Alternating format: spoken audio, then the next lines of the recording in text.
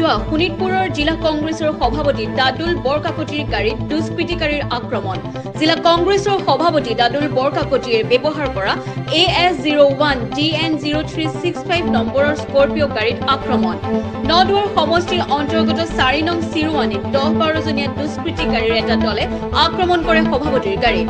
উক্ত স্থানত আক্ৰমণকাৰীসকলে বিজেপি জিন্দাবাদ ধ্বনি দিয়াত স্থানীয় লোকে দুষ্কৃতিকাৰীৰ এখন মটৰচাইকেল জব্দ কৰি আৰক্ষীক চমজাই দিয়ে।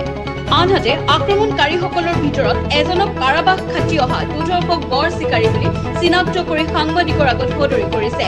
ঘটনাৰ পিছতে তেজপুৰ সদৰ আৰক্ষী চকীত এজাহাৰ দাখিল কৰিছে শোণিতপুৰ জিলা কংগ্ৰেছৰ সভাপতিগৰাকীয়ে। আজি আমি নতুনকৈ হোৱা নদুৱাৰ সমষ্টি 4 নং চিৰুৱানী বুলি অঞ্চলত অতি স্পৰ্শকাতৰ এটা অঞ্চল, অতি পিছপৰা অঞ্চল। সেই অঞ্চলৰ ৰাইজে আমাক তালৈ আমন্ত্ৰণ কৰি আছিলে। সেই 4 নং চিৰুৱানী যিটো কৰোণা চেণ্টাৰ বুলি কয়, সেই 4 নং চিৰুৱানীৰ ভোটাৰসকলে তেজপুৰ 5 মাইলত ভোট দিয়ে। কিন্তু তেওঁলোক আমাৰ নদুৱাৰ সমষ্টিত এবাৰ নতুনকৈ অন্তৰ্ভুক্ত হৈছে। সেইখিনি হ'ল লালেটাবুৰ পৰা অলপ ভিতৰ অঞ্চলত, লুঙি বজাৰৰ পৰা অলপ ভিতৰ অঞ্চল। আমি 4টামান বজাত সেই মানুহখিনিৰ ওচৰলৈ গ'লোঁ আৰু সেই মানুহখিনিৰ লগত আমি কথা বতৰা পাতি থকাৰ অৱস্থাত তেতিয়া দেখিছোঁ আহি পেলাই তেওঁলোকে মানে বিভিন্ন ধৰণৰ শ্লোগান দিছে। বিজেপি আহি পেলাই বিজেপি জিন্দাবাদ, কংগ্ৰেছ মুৰ্দাবাদ, 10-12খন মটৰচাইকেল লৈ আহি পেলাই তাত ল'ৰাখিনিয়ে হেৰি কৰিছে। আৰু তেতিয়া আমাৰ যিখিনি মানুহ আছিলে তাত লোকেল মানুহখিনি উত্তেজিত হ'ল আৰু লোকেল মানুহখিনিয়ে তেতিয়া আকৌ কংগ্ৰেছ জিন্দাবাদ দিলে। আৰু মই মাজত সোমাই মানুহখিনিক বুজালোঁ যে এইটো একো হেৰি কৰিব নালাগে, হ'ব, আপোনালোকে শান্তি সম্প্ৰীতি বজাই ৰাখক।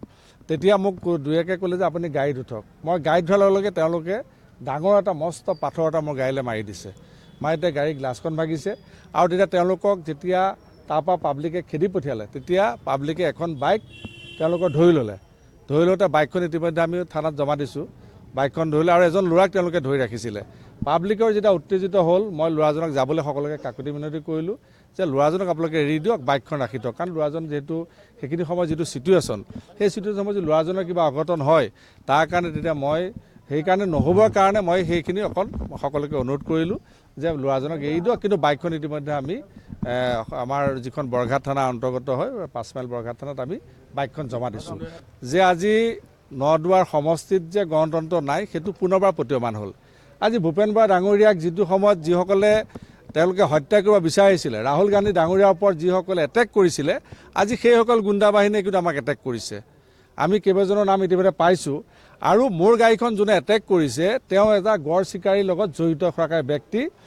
আজি সেই গড় চিকাৰী বুলি সকলোৱে জানে। সেই গড় চিকাৰীজন আজি আমাৰ চতিয়া সমষ্টিত, নদুৱাৰ সমষ্টিত আজি আমাৰ বিজেপি দলৰ মেইন কৰ্মকৰ্তা, তেওঁ বিধায়কগৰাকী সহায় থাকে।